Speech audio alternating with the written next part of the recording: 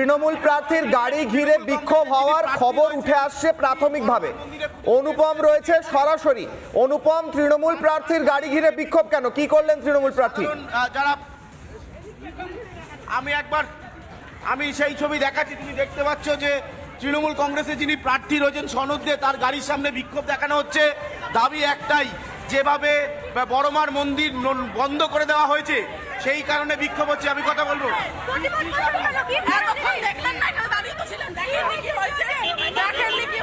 বলছি মন্দির খুলবে, বললো বলছে মন্দির খুলবে।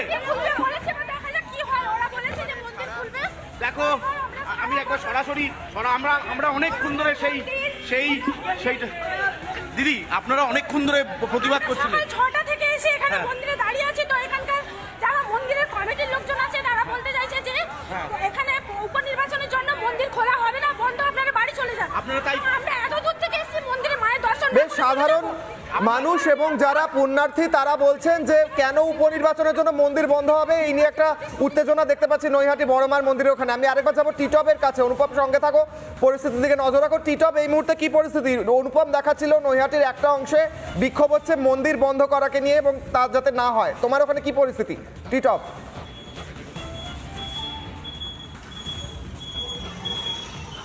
দেখো একদম তাই, অনুপম যেমনটা দেখাচ্ছেন ঠিক তার উল্টো দিকে, অর্থাৎ ঠিক তার কাছাকাছি। অন্যদিকে একদিকে দেখো সাধারণ যারা মানুষ রয়েছেন তারা কিন্তু ভোটদানে অংশগ্রহণ করেছেন, ভোট দিতে আসছেন। এখানে রাজ্য পুলিশ যেমন রয়েছে, কেন্দ্রীয় বাহিনী কিন্তু যথেষ্ট পরিমাণে এখানে তারা তৎপর রয়েছে, প্রচুর পরিমাণে ডেপ্লয়েড করা হয়েছে যাতে কোনো রকমভাবে যাতে অপ্রীতিকর ঘটনা যাতে এই বুথ কেন্দ্রের ভেতরে বা এর যে বাইরে অর্থাৎ যে 100 মিটার তার মধ্যে যাতে না পড়ে, ঠিক তার জন্য কিন্তু এখানে প্রচুর পরিমাণে তুমি দেখো যে কেন্দ্রীয় বাহিনীর জওয়ানরা তারা প্রত্যেকে তারা কিন্তু সশস্ত্র অবস্থায় জনতা কোনো রকমভাবে সাধারণ মানুষ যারা রয়েছে শুধুমাত্র ভোটার বাদ দিয়ে তাদের কাউকে কিন্তু ভেতরে প্রবেশ করতে বা এই যে এরিয়াতে কিন্তু তারা আসতে দিচ্ছেন না। এখানে ভোটার যারা রয়েছেন তারাও আসছেন, তারা লম্বা লাইন, অর্থাৎ যে উপনির্বাচন সেই উপনির্বাচন অর্থাৎ ব্যাগ নিয়ে তুমি দেখো, অর্থাৎ ব্যাগ নিয়ে কিন্তু কোনো রকমভাবেই যে প্রবেশ কিন্তু কোনো রকমভাবেই নিষেধ। অর্থাৎ স্বাভাবিকভাবেই এখানকার যে চিত্রটা রয়েছে এখানে যে যথেষ্ট কড়াকড়ি তা কিন্তু এই যে চিত্রটা এই ছবি কিন্তু বলে। অর্থাৎ তুমি দেখতেই পাচ্ছ যে সাধারণ মানুষ তারা কিন্তু এখানে বুথ কেন্দ্রের যে বাইরে সেই বাইরে কিন্তু কোনোভাবে তাদেরকে আসতে দেওয়া হচ্ছে না। অর্থাৎ শুধুমাত্র ভোটার যারা রয়েছেন তারাই আসছেন এখানে, তারাই শুধুমাত্র তাদের যে ভোটার কার্ড রয়েছেন ভোটার কার্ড নিয়ে ভেতরে প্রবেশ করছেন, ভোট দিচ্ছেন। অর্থাৎ যেই ছবিটা, অর্থাৎ যে নৈহাটি সকাল থেকে এই ছবিটা কিন্তু বিভিন্ন প্রান্তে আমরা দেখিয়েছি এবং এখন পর্যন্ত সঙ্গে থাকো। নৈহাটির ছবি দেখাচ্ছ, সেখানে নিরাপত্তার কড়াকড়ি রয়েছে। একদিকে দেখলাম কিছু উত্তেজনা ছিল বড়মার মন্দিরের সামনে। আমি আলোচনায় ছোট্ট করে আবার ফিরবো, আবার লাইভে যাবো। রাজগোপাল বাবু, নৈহাটির চিত্র আমরা দেখেছি বারবার উত্তেজনা, এর আগেও আমরা নৈহাটি থেকে খবর পেয়েছি প্রতি নির্বাচনে। এইবার দেখলাম একটু অন্যরকম, বাট যথেষ্ট পরিমাণে বাহিনীও রয়েছে। কি বলবেন, এইবার কি একটু অন্যরকম চিত্র হতে পারে? না দেখুন, আমার যেটা অবাক লাগছে যে ভোট হচ্ছে ঠিক আছে, সেটা রাজনৈতিক ব্যাপার। মন্দিরে তো ভোট হচ্ছে না, মন্দির কেন বন্ধ থাকবে? মন্দিরে তো মানুষের যাওয়ার অধিকার আছে, সেখানে বহু মানুষ নানান জায়গা থেকে আসে, কে এটা বন্ধ করতে গেল? মানে মানুষের যে ক্ষোভ, সেটা আমি একেবারে ক্ষোভটাকে আমি সাধুবাদ জানাই। মানুষের দরকার, কেননা মানুষ পুজো দিতে এসছেন, ভগবানের কাছে তাদের প্রার্থনা আছে, তারা আশীর্বাদ চাইতে এসেছেন। অথচ কেউ কোনো রাজনৈতিক নেতা, আমি জানি না ইলেকশন কমিশনের কোনো আইনে মন্দির বন্ধ করার কোনো নিয়ম নেই। সুতরাং এটা কোনো রাজনৈতিক স্বার্থে কেউ না কেউ করেছে এবং এটা গহিত কাজ হচ্ছে। এবং এটাই আমার দেখার, যে আমি যেটা বলছিলাম কিশোরায়, যে এই নির্বাচনে আমি দুটো জিনিস দেখব। একটা হচ্ছে যে অভয়াকাণ্ডে মানুষ কতটা সচেতন হয়েছে, মানুষ কতটা শিখতে পেরেছে, এবং বাংলাদেশে যে হিন্দুদের উপর অকথ্য অত্যাচার ঘটেছে, এখন সেই অত্যাচার যে চারিদিকে ছড়িয়ে যাতে না পড়ে, মানুষ কতটা ঐক্যবদ্ধ হয়েছে, শিক্ষা নিয়েছে, সেটাই হচ্ছে দেখার। যদি না নেয় তাহলে তারাও বুঝতে হবে যে একদিন বাংলাদেশে যে ঘটনা ঘটছে হয়তো অন্য জায়গায় চলে। এক্স্যাক্টলি, ভয়ঙ্কর কথা বলছেন। আমি ঝন্টু বাবুর কাছে যাওয়ার আগে একটি ঘটনা, একটি ব্রেকিং নিউজ আরও উঠে আসছে। ঝন্টু বাবু, এই মুহূর্তে সিতাইয়ের গোসাইমারিতে রাতের অন্ধকারে হুমকির অভিযোগ উঠে আসছে। সিতাইয়ের গোসাইমারিতে রাতের অন্ধকারে হুমকি, বাড়ি বাড়ি গিয়ে হুমকি দেওয়ার অভিযোগ, ভোট দিতে না দেওয়ার হুমকি শাসক দলের, এমনটা অভিযোগ। সেই সিসিটিভি সোশ্যাল মিডিয়াতে ছবি ভাইরাল হয়েছে, বাইক বাহিনী ঘুরছে, সেই ছবি দেখতে পাচ্ছি। শাসক দলের বিরুদ্ধে অভিযোগ বিজেপির, সোশ্যাল মিডিয়া ভাইরাল ফুটেজ দেখিয়ে অভিযোগ বিজেপি এই ভিডিও পোস্ট করেছে এবং কিভাবে বাড়ি বাড়ি গিয়ে বাইক বাহিনী হুমকি দিচ্ছে, সিতাইতে সেই ছবি। এবং সেই ছবি উঠে আসছে সিসিটিভি ক্যামেরার ফুটেজ সম্ভবত এটা, এবং সেই ফুটেজে দেখা যাচ্ছে যে সেখানে এই হুমকি চলছে।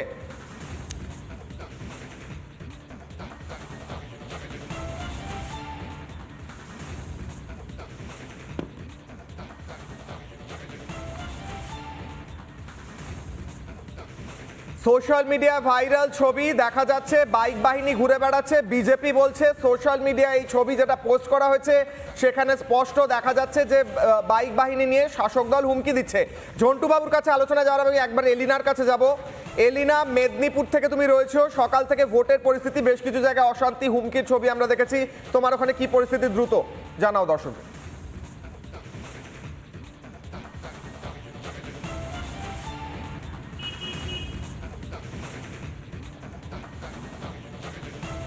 সুপ্রভাত কিশালয়, একেবারেই তাই। দেখো, আজকে উপনির্বাচন মেদিনীপুরে, মোট 6টি কেন্দ্রে এই মুহূর্তে উপনির্বাচন চলছে।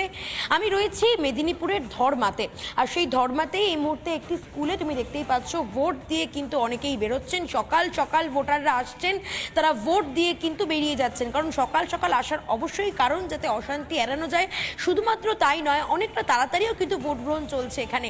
এখনো পর্যন্ত শান্তিপূর্ণভাবেই কিন্তু ভোট চলছে।